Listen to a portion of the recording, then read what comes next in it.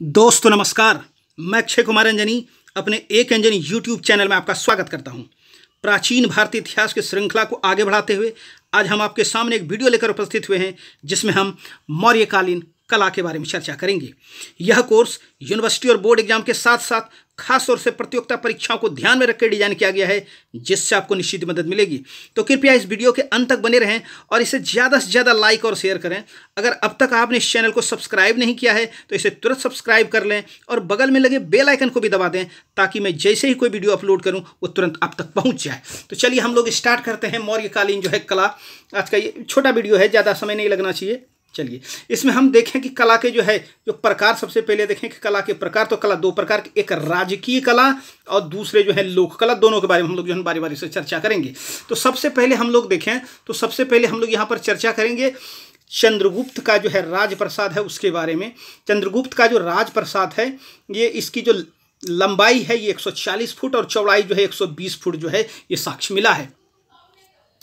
और यहाँ इसमें कुल मिला के ये खंभों की संख्या ये 80 मिले हैं। ये खंभे ये जो स्तंभ है ये पत्थर के स्तंभ है। चलिए, और इसका जो फर्श है, फर्श एवं छत ये दोनों लकड़ी की बनी हुई है। तो खंभा पत्थर का और फर्श एवं छत ये लकड़ी की बनी हुई है।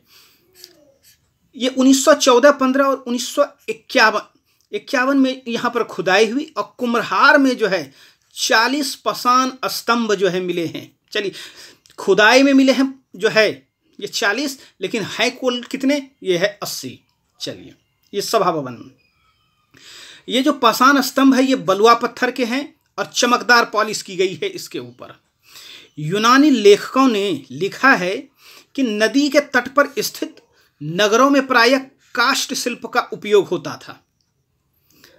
पाटलिपुत्र की भी यही स्थिति थी कि ये भी नदी के किनारे था, लेकिन सभा मंडप में शिला स्तंभों का प्रयोग एक नई प्रथा का प्रचलन था, एक नई शुरुआत थी।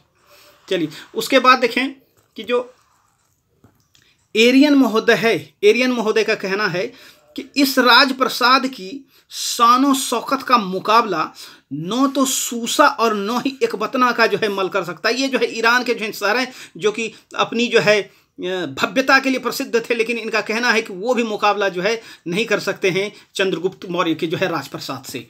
फाहियान का कहना है कि ये जो महल है, फाहियान के अनुसार यह राजप्रसाद मानव कृति नहीं है वरन देवों द्वारा निर्मित है। मतलब इतना सुंदर है, ये मानव की कृति तो हो ही नहीं सकती। कृति किसकी है? देवों की कृति है। एरियन साहब का फिर कहना है कि भारत में नगरों की संख्या इतनी ज़्यादा थी कि उन्हें गिनकर ठीक ठीक बताया नहीं जा सकता है। तो ये चीज़ एग्जाम में पूछा जाता है, थोड़ा सा ध्यान रखिएगा किसका ये कथन है। और कौटिल्य ने कहा है कि कृषकों तथा शूद्रों की सहायता से नई नई बस्तियां बसाई जाने, ये कहीं ना कहीं ये नगरीकरण को, शहरीकरण के इशारा करता है। तो ये था हमारा पहला अशोक स्तंभ, ये चंद्रगुप्त का राजप्रसाद। अब हम लोग अशोक स्तंभ को देखेंगे जो कि कला की दृष्टि से सर्वोत्कृष्ट नमूना माना गया है मौर्यकालीन समय का। अशोक स्तंभ अगर आप देखेंगे तो जो स्तंभ है, तो सबसे पहले हम लोग देखें कि अशोक स्तंभ इस स्तंभ का निर्माण हम लोग देखेंगे, भाग देखेंगे, ठीक है। तो आपके लिए थोड़ा सा ये चित्र ड्रॉ किए हैं। इसका जो भाग होता था स्तंभ का, तो 4 भाग हुआ करता था। एक देखिए क्या क्या भाई। सबसे पहले ये इसको यष्टि कहा गया, जो मूल स्तंभ है इसको यष्टि कहा गया। यहाँ से देखिए ये ये यष्टि है। उसके ऊपर आप देख रहे हैं कि ये उल्टा कमल भारतीय स्रोत इसको सीधा कमल भी मानता है, ये उल्टा कमल।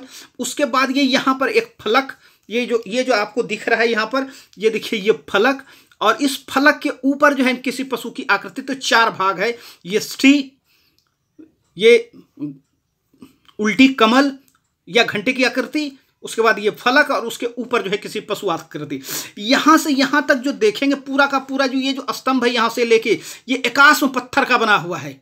और उसके बाद इसके ऊपर से इसको अलग से फिट किया गया है। तो यहाँ से यहाँ तक एकास्म। चलिए हम लोग थोड़ा सा देखें एक बार फिर से कि भाग। सबसे पहले ये यष्टि हो गया एक, उसके बाद ये अधोमुखी कमल या घंटे की आकृति, 2, उसके बाद जिस पे ये पशु आकृति है बनी हुई उसको जो फलक या चौकी कहा गया है। इस पर तरह तरह का चीज उकेरा गया है, जैसे इसमें कभी कभी हंस भी हम लोग पढ़ते हैं। जो सारनाथ का स्तंभ है वहां पर जो है हाथी, घोड़ा, बैल और जो है सिंह, उसकी जो है आकृति है वो वास्तव में इसी फलक पर बना, उसको हम लोग आगे भी देखेंगे। और उसके बाद सबसे ऊपर में ये जो पशु आकृति, ये 4 भाग जो है किसका, स्तंभ का। चलिए हम लोग देखें तो ये जो स्तंभ आप यहां पर दिखाई आपको देख रहा है, ये जो नटुआ बैल वाला जो है, ये रामपुरबा का जो है वृषभ स्तंभ है। उसके बाद हम लोग देखें बसाड़ जो है, बसाड़ में सिंह स्तंभ, संकिसा में हाथी स्तंभ, लौरियानंदगढ़ में जो है सिंह स्तंभ, और सांची और सारनाथ में जो है 4 सिंह का जो है पीठ से पीठ मिलाया हुआ जो है स्तंभ है। और इस स्तंभ में जो सर्वोत्कृष्ट नमूना है, ये जो सर्वोत्कृष्ट नमूना है, इसमें जो है सारनाथ का स्तंभ जो सर्वोत्कृष्ट नमूना है। खासतौर से ये जो ऊपर का चीज है, इसके फलक पर 4 सजीव पशु जो है, सजीव सिंह पीठ से पीठ जो है सटाए हुए जो है बैठे हैं। सजीव क्या कहेंगे, सजीव जैसे लगते हैं, ठीक है, मुंह किए हुए जो है बैठे हैं। और यह जो है इस तरह का बैठना जो है अशोक की शक्ति का जो है प्रतीक है।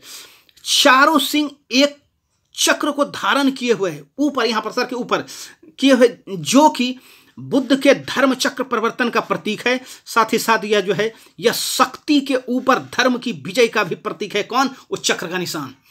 फलक पर 4 पशुओं, हाथी, बैल, घोड़ा और सिंह, इसकी आकृति जो है बनी हुई है, जो क्रमशः किस चीज का प्रतीक हम लोग देख रहे हैं, बुद्ध के गर्भस्थ होने का, मतलब बुद्ध को जो है मां के पेट में आने का।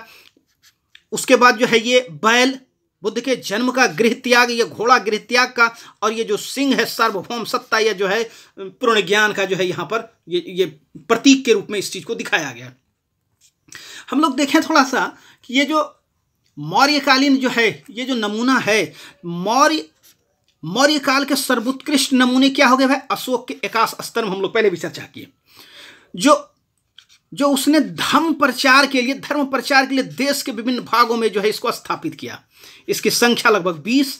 निर्माण जो है चुनार के बलुआ पत्थर, चुनार पड़ता है वहीं पर उस सारनाथ के पास, चुनार के जो है बलुआ पत्थर से इसका निर्माण किया गया। और इसकी जो ऊंचाई है करीब 40 से 50 फुट इसकी जो है ऊंचाई होती थी। किसकी, ये यष्टि की ही 40 से 50 फीट जो ऊंचाई होती थी। चलिए उसके बाद थोड़ी सी और चीज हम लोग देखें कि जो है पॉलिशदार, ये चमकदार पॉलिश यष्टि की हुआ करती थी। चमकदार पॉलिश, घंटाकृति तथा शीर्ष भाग पर पशुओं की आकृति के आधार पर जो पश्चिमी विद्वान इसे हखामनी वंश, हखामनी ईरान से प्रभावित समझते हैं, जो कि डेरियस या दारा प्रथम का जो स्तंभ जो है स्टार्ट किया था उनके द्वारा लगवाना।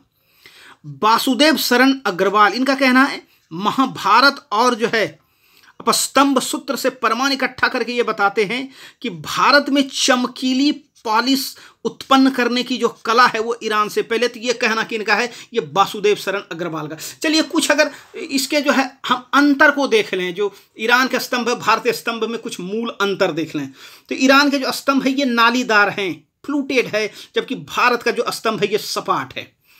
यहाँ पर जो अलग अलग पाषाण खंडों को, ये जो है अलग अलग पाषाण खंडों को जोड़ के बनाया गया है, ये आकाश में पूरा यहाँ से यहाँ तक एक ही पत्थर को जो है तराश के काट के बनाया गया है।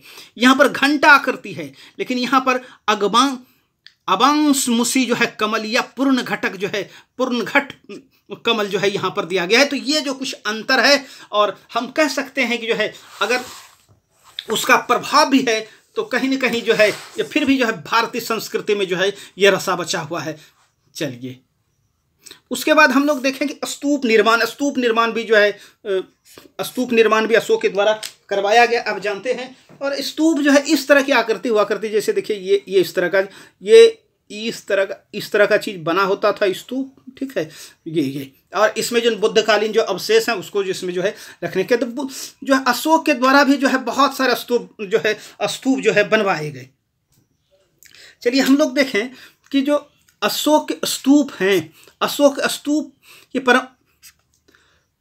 अशोक ने स्तूप निर्माण की परंपरा को प्रोत्साहन दिया।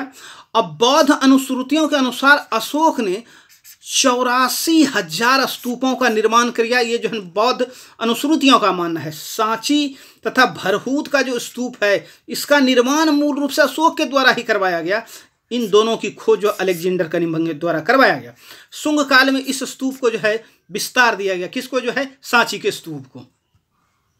उसके बाद देखें सारनाथ का जो स्तंभ है, सारनाथ तथा तक्षशिला स्थित जो है धर्मराज का स्तूप है, इसका निर्माण भी मूल रूप से जो अशोक के द्वारा ही करवाया गया। और सारनाथ के स्तंभ को जो है धमेक स्तूप भी कहा जाता है, जिसका निर्माण जो है अशोक के द्वारा करवाया गया।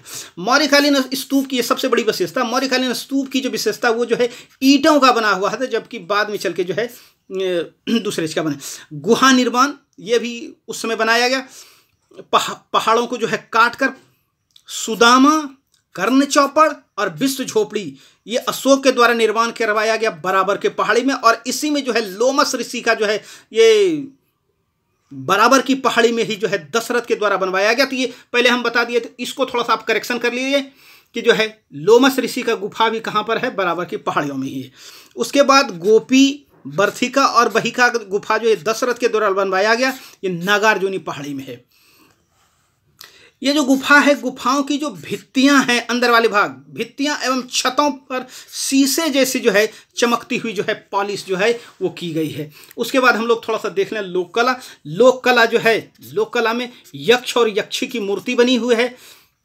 परखम जो मथुरा डिस्ट्रिक्ट में पड़ता है, परखम में जो यक्ष है उसको जो है मणिभद्र भी कहा गया है। साथ ही साथ पटना में भी जो है यक्ष की मूर्ति मिली है, जिसको ओपदार चमक जो है और एक लेख भी मिला है।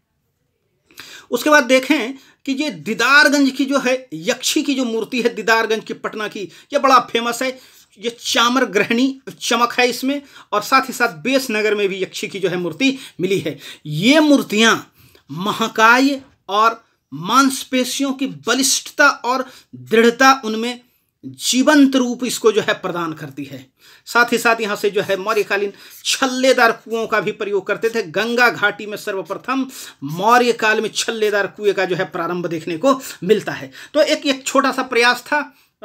उम्मीद करते हैं कि इससे आपको कुछ ना कुछ लाभ अवश्य मिला होगा। और अगर आपको लगता है कि आपको कुछ ना कुछ इससे लाभ हो रहा है तो इस वीडियो को ज़्यादा से ज़्यादा जो है शेयर करें, सब्सक्राइब करें।